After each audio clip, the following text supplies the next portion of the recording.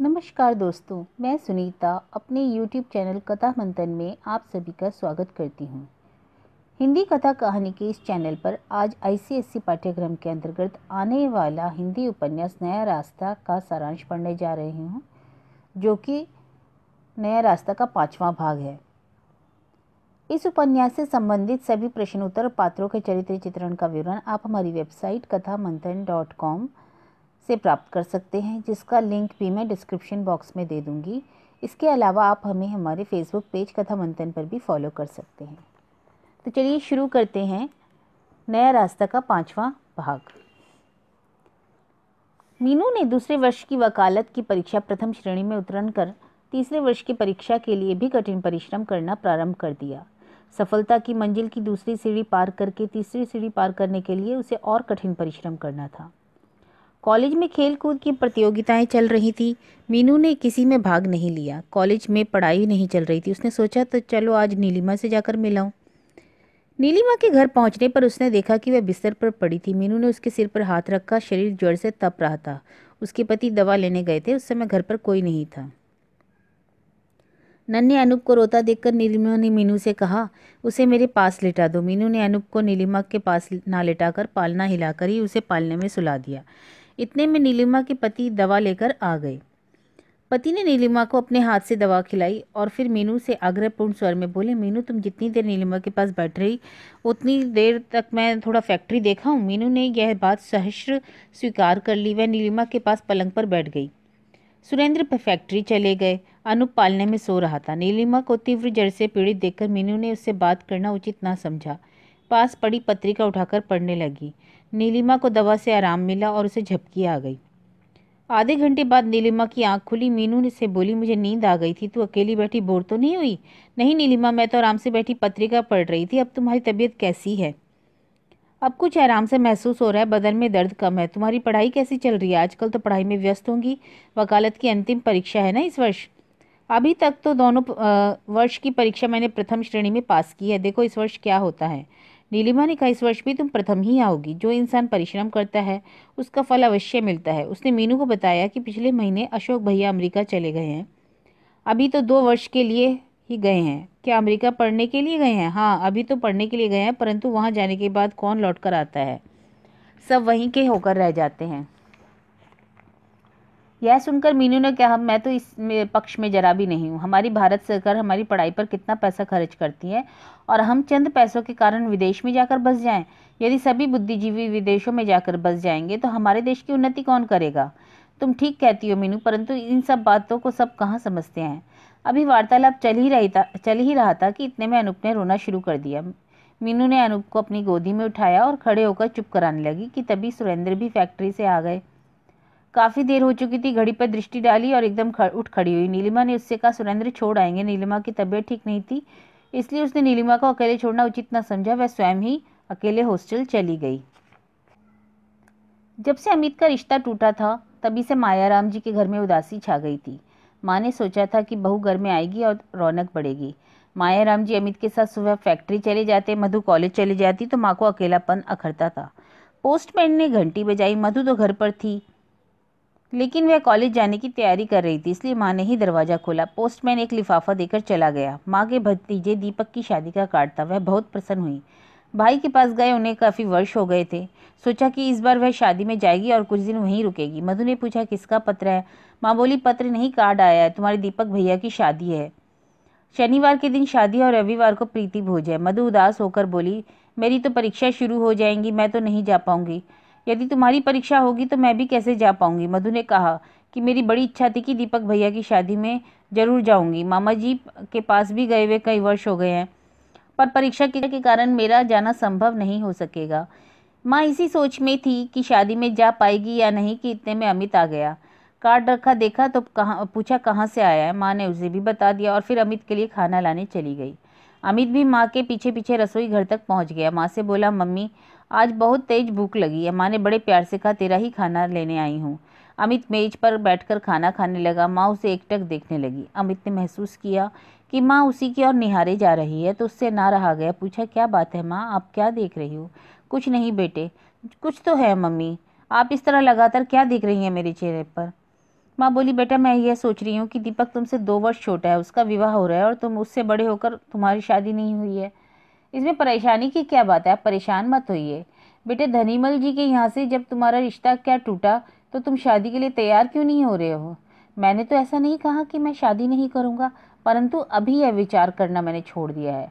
मधु भी अब शादी योग्य हो गई है, उसकी भी अब शादी करना चाहती हूँ, परंतु पहले तुम्हारी शादी हो जाए, क्योंकि मधु तुमसे 7 वर्ष छोटी है।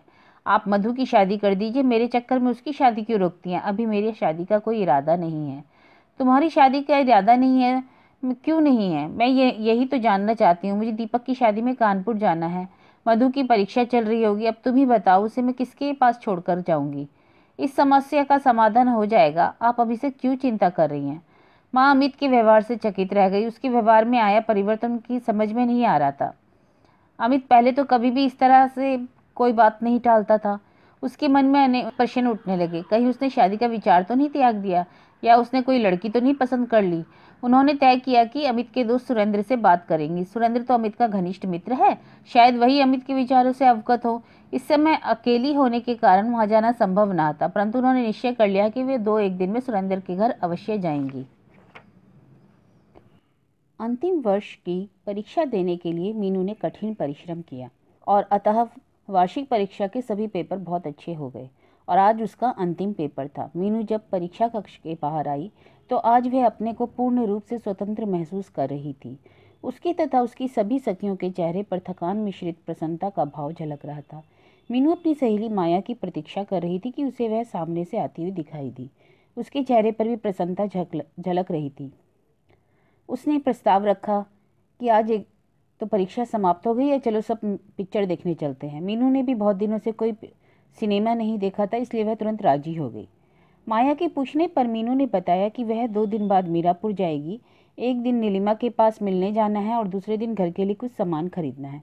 बातें करते करते वे हॉस्टल के कमरे तक पहुंची। उन्होंने निश्चय किया कि पिक्चर 3 बजे वाले शो में ही देखी जानी चाहिए, जिससे कि हॉस्टल पहुंचने में रात्रि ना हो जाए।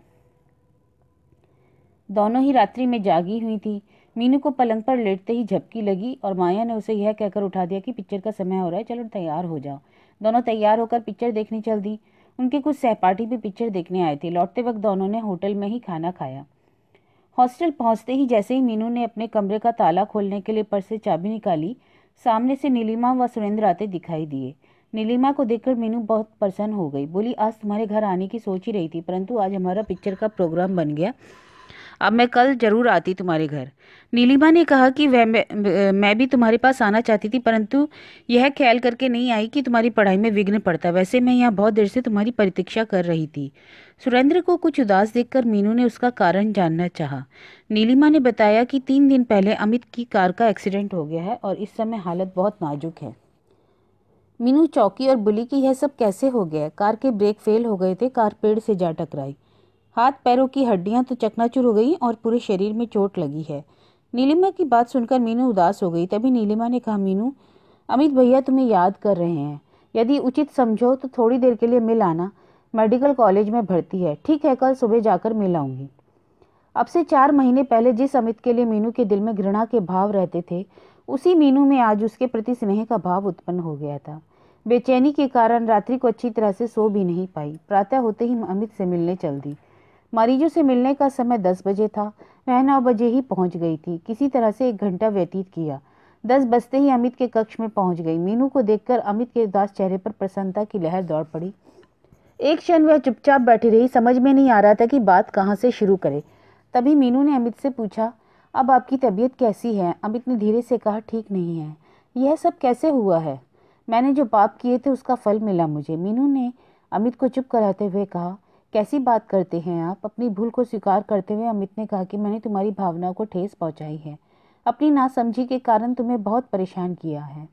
मैं जानता हूँ कि मेरे प्रति तुम्हारे हृदय में बहुत घृणा है।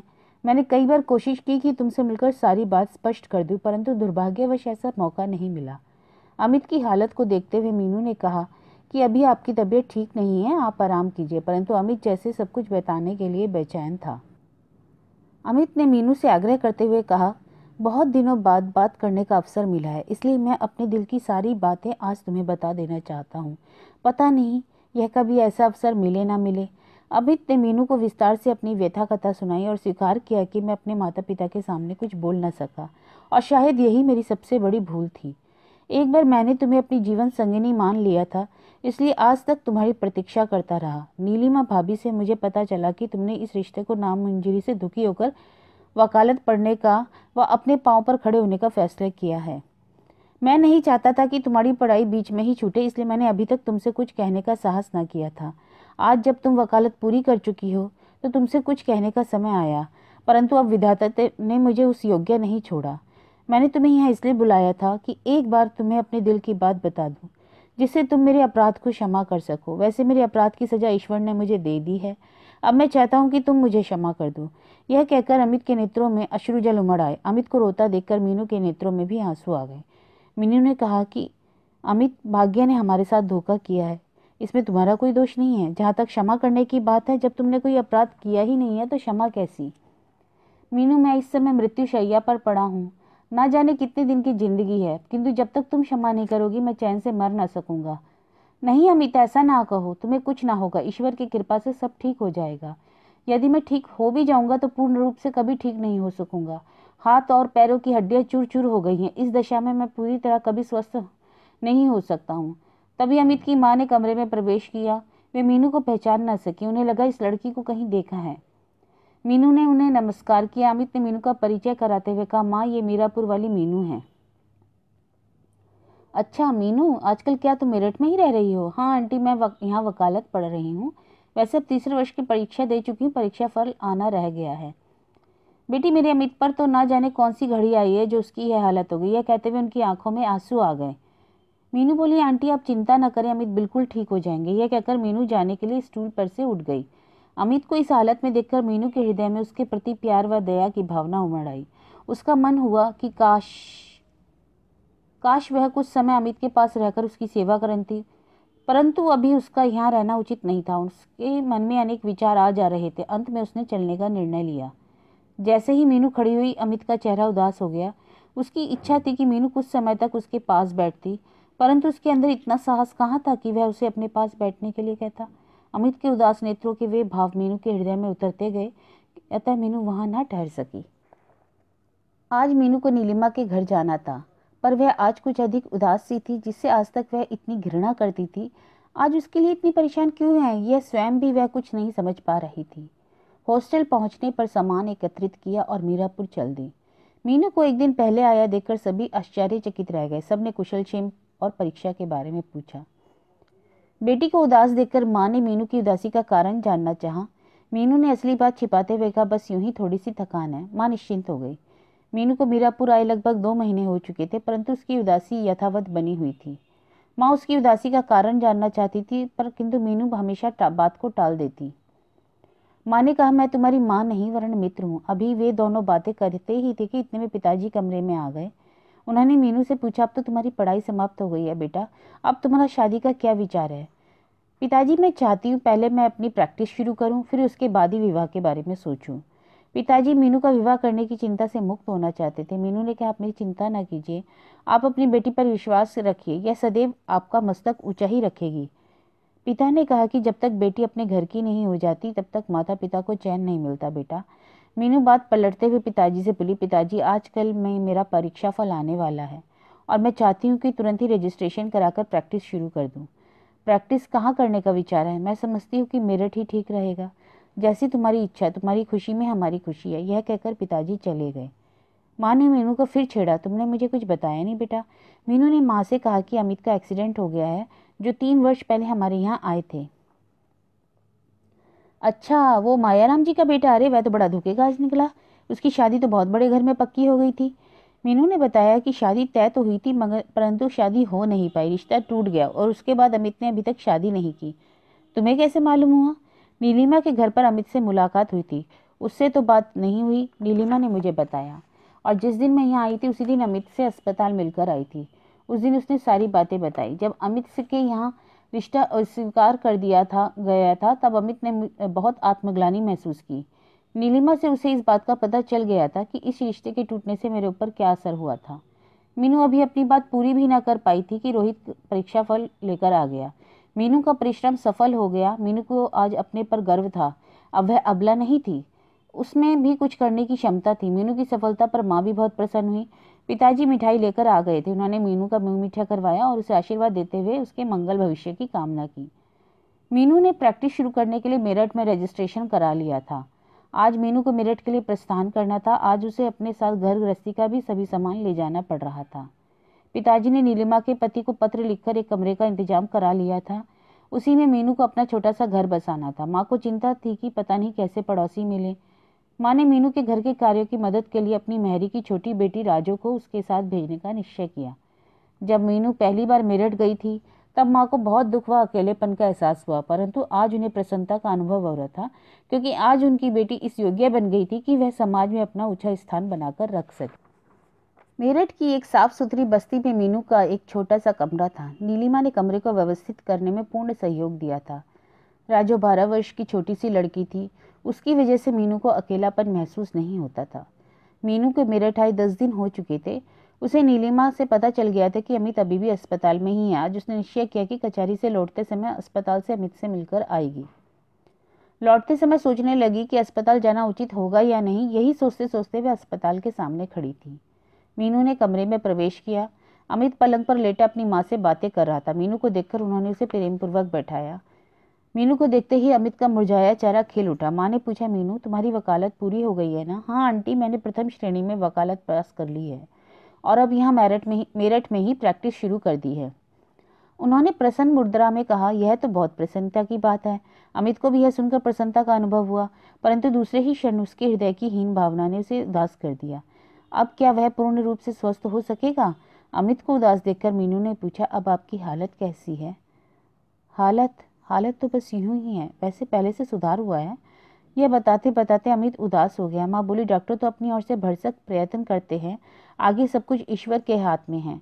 इस समय तो इसे दवा और दुआ दोनों की आवश्यकता है। मीनू ने पूछा, अभी अस्पताल में कितने समय तक और रहना पड़ेगा?